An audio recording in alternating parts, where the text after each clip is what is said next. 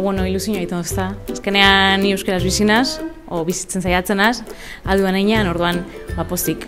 Niretzat erantzukizun handia da. Horre bat esango nuke. Beti egon naiz 40 urtetan hemen euskararen alde.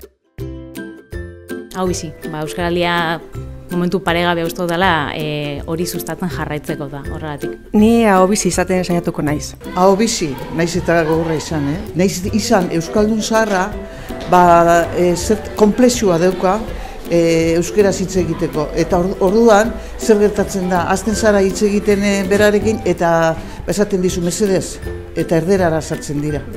Herri honetan eske tristea da, baina hori gertatzen zaigu.